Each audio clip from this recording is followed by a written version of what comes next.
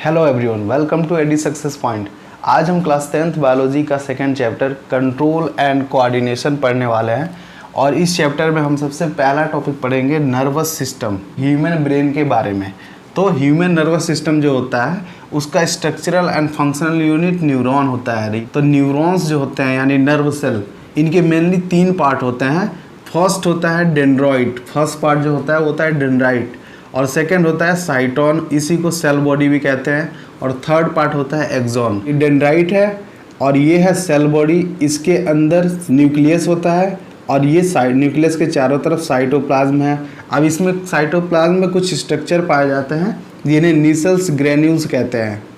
और साइटोन कंटिन्यू होता है एक्सॉन में, और एक्सॉन एंड होता है कहाँ पे, एंड टर्मिनल पे।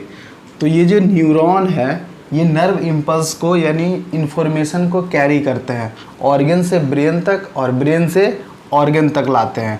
तो अब जो ये न्यूरॉन होते हैं वो 2 तरह के होते हैं, सेंसरी न्यूरॉन और मोटर न्यूरॉन। सेंसरी न्यूरॉन जो होते हैं वो किसी भी नर्व इम्पल्स को यानी इन्फॉर्मेशन को ऑर्गन से ब्रेन तक ले जाते हैं। अगर कोई स्टिमुलस मिला कहीं पे भी, जैसे स्किन पे अगर कोई स्टिमुलस मिला, तो यहाँ से ब्रेन तक मैसेज पहुँचाने का काम किसका है, सेंसरी न्यूरॉन का। और फिर वहाँ से ब्रेन से जो कमांड मिलेगा तो उस कमांड को ब्रेन से ऑर्गन तक लाने का काम किसका है, मोटर न्यूरॉन का। तो 2 तरह के न्यूरॉन हो गए, सेंसरी न्यूरॉन और मोटर न्यूरॉन। अब जो एक्शन होते हैं वो 2 तरह के होते हैं, एक वॉलेंट्री एक्शन और एक इनवॉलेंट्री एक्शन। वॉलेंट्री एक्शन ऐसे एक्शन होते हैं जो हमारे कंट्रोल में हो, जो हमारे ब्रेन के कंट्रोल में हो, मीन्स अंडर द विल हो। और इनवॉलेंट्री एक्शन ऐसे एक्शन को कहते हैं जो हमारे कंट्रोल में नहीं होते हैं, जैसे कि लिखना हो गया, चलना हो गया, बोलना हो गया, वॉकिंग, राइटिंग, ये सब क्या है, वॉलेंट्री एक्शन है, ये हमारे कंट्रोल में है। और इनवॉलेंट्री एक्शन यानी जो हमारे ब्रेन के कंट्रोल में ना हो, जैसे कि ब्रीदिंग हो गया, हार्ट बीट हो गया, हार्ट का बीट करना, ये सब इनवॉलेंट्री एक्शन है, तो ये हमारे कंट्रोल में नहीं होते हैं। तो नर्वस सिस्टम में ढेर सारे न्यूरॉन्स पाए जाते हैं यानी नर्व सेल, और ये करते क्या है, ट्रांसमिशन ऑफ नर्व इम्पल्स। कोई भी मैसेज मिलेगा तो उसको वो ट्रांसमिट करेंगे। अब जो इन्फॉर्मेशन होता है वो सबसे पहले डेंड्राइट पे रिसीव होता है, फिर वो आता है साइटोन में, और साइटोन से जाता है एक्सॉन में, फिर एंड टर्मिनल। अब यहाँ पे सिनेप्टिक वेसिकल होते हैं, उसमें न्यूरोट्रांसमीटर एक केमिकल होता है वो भरा होता है। अब ये मैसेज न्यूरोट्रांसमीटर में जाएगा, फिर क्या होगा कि ये वेसिकल जो है ये बर्स्ट कर जाएंगे, और यहाँ से मैसेज, यहाँ से इन्फॉर्मेशन बाहर आ जाएगा सिनेप्टिक क्लेफ्ट में। वहाँ से दूसरे न्यूरॉन का डेंड्राइट वाला पार्ट स्टार्ट होगा, फिर वो रिसीव कर लेगा मैसेज को, फिर उसके साइटोन में जाएगा, फिर एक्सॉन में, और ऐसे ही फिर नेक्स्ट तीसरे न्यूरॉन में चला जाएगा। तो फर्स्ट न्यूरॉन का प्री सिनेप्टिक मेम्ब्रेन और दूसरे न्यूरॉन का पोस्ट सिनेप्टिक मेम्ब्रेन, इनके बीच में एक गैप होता है जिसको सिनेप्टिक क्लेफ्ट कहते हैं। उसमें न्यूरोट्रांसमीटर रिलीज हो जाते हैं मैसेज को लेके, और फिर वो नेक्स्ट न्यूरॉन में चले जाते हैं। तो ऐसे ही जो नर्व इम्पल्स होता है वो ट्रेवल करता रहता है, एक न्यूरॉन से दूसरे न्यूरॉन, फिर तीसरे। तो इसी फॉर्म में नर्व इम्पल्स आगे बढ़ता है और ऑर्गन से ब्रेन तक और फिर ब्रेन से ऑर्गन तक आता है।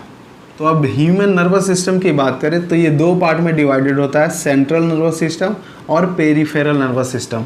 सेंट्रल नर्वस सिस्टम को भी 2 पार्ट में बांटते हैं, ब्रेन और स्पाइनल कॉर्ड।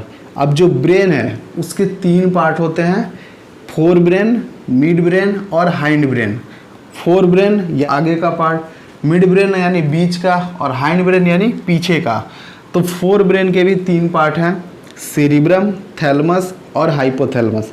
अब जो सेरिब्रम है ये ब्रेन का सबसे बड़ा largest part of the brain होता है, और ये एक मेम्ब्रेन के द्वारा डिवाइडेड होता है, लेफ्ट हेमिस्फीयर और राइट हेमिस्फीयर। उस मेम्ब्रेन को कॉर्पस कोलेजम कहते हैं, जो सेरिब्रम को 2 पार्ट में डिवाइड कर देता है, लेफ्ट हेमिस्फीयर और राइट हेमिस्फीयर।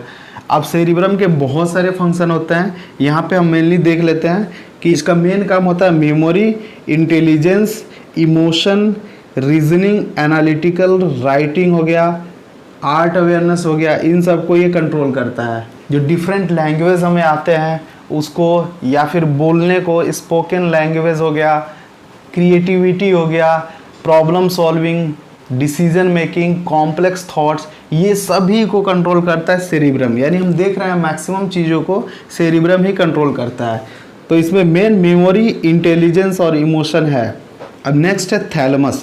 थैलेमस क्या है कि ये रिले सेंटर की तरह एक्ट करता है। ये जो सेंसरी ऑर्गन होते हैं जैसे कि आई, ईयर, स्किन, इनसे इंफॉर्मेशन इसके पास आते हैं, फिर वो इसको ट्रांसमिट करता है। तो इस तरह से ये एक रिले सेंटर की तरह एक्ट करता है।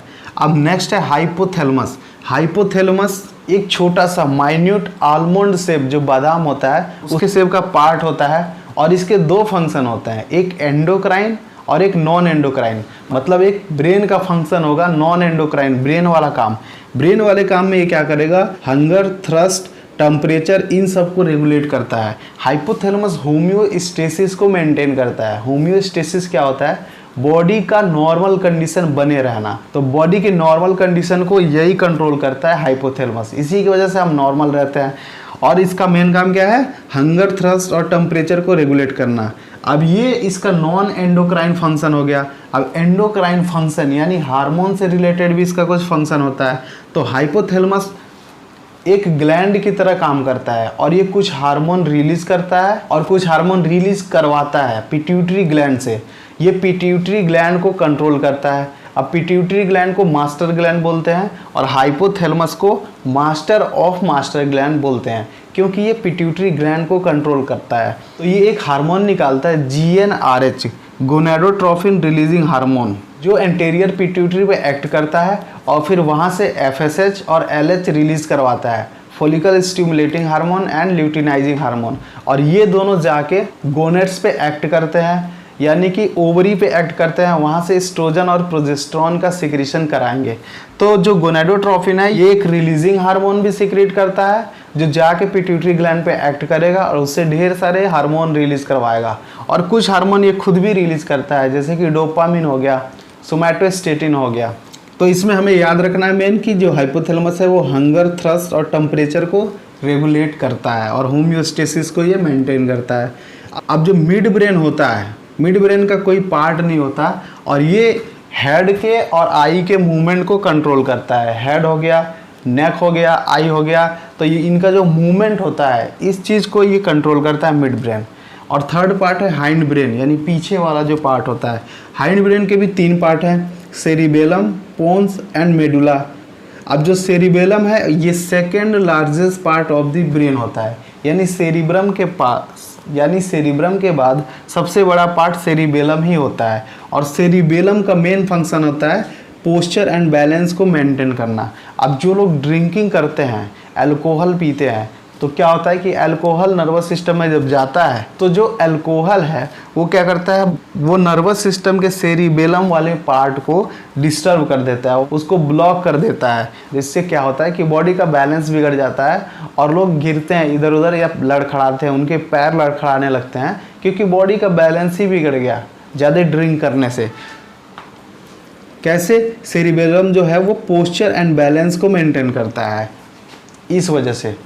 अब सेकेंड पार्ट है हाइंड ब्रेन का पोन्स, और पोन्स जो है वो ब्रीदिंग को, स्लीपिंग को और बॉडी के अलर्टनेस लेवल को कंट्रोल करता है। जैसे हम सो के उठते हैं तो जब हम उठते हैं उस टाइम हमारा माइंड कॉन्शियस नहीं होता है कुछ सेकंड के लिए स्टार्टिंग में, तो हम जैसे ही सो के उठते हैं अब धीरे धीरे हमारा माइंड कॉन्शियस होने लगता है और हमें सब कुछ ध्यान आ जाता है कि हम कहाँ पर हैं, क्या कर रहे हैं। तो उस टाइम जो ये कॉन्शियसनेस आ रहा है सो के उठने के बाद, उसको पोन्स ही कंट्रोल करता है, यानी ये बॉडी को अलर्ट करता है। ये भी एक रिले सेंटर की तरह बिहेव करता है, डिफरेंट जगह सिग्नल भेजता है।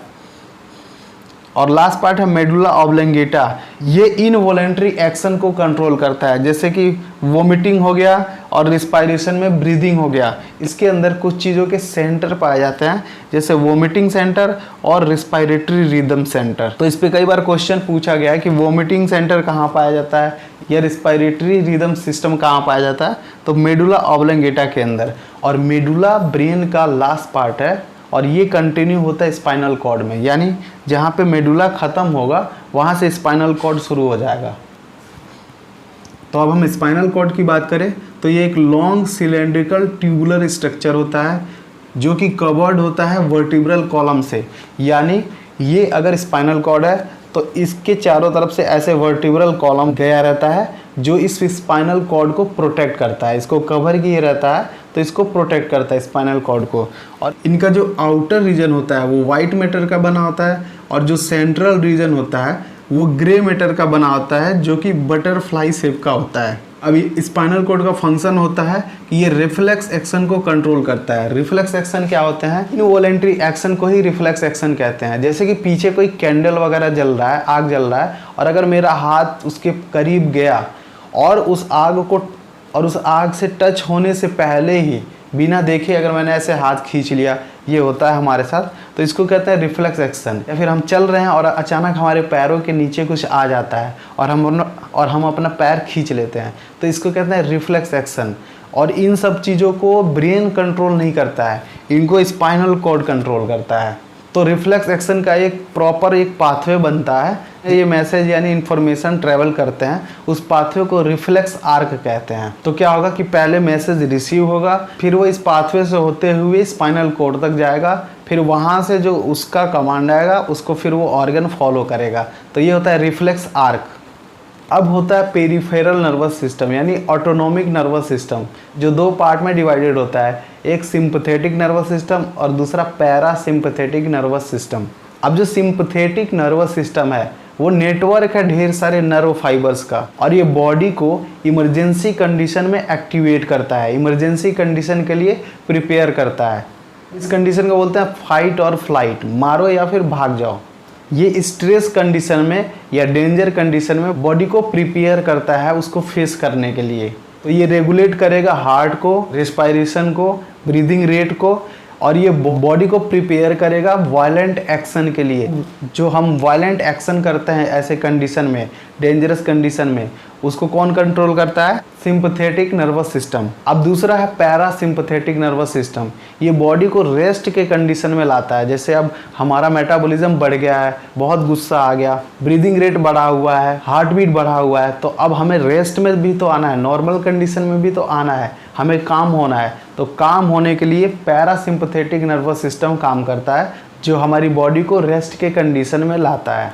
तो ये था all about human nervous system के बारे में। अब इसके बाद हम पढ़ेंगे केमिकल कोऑर्डिनेशन इन प्लांट्स।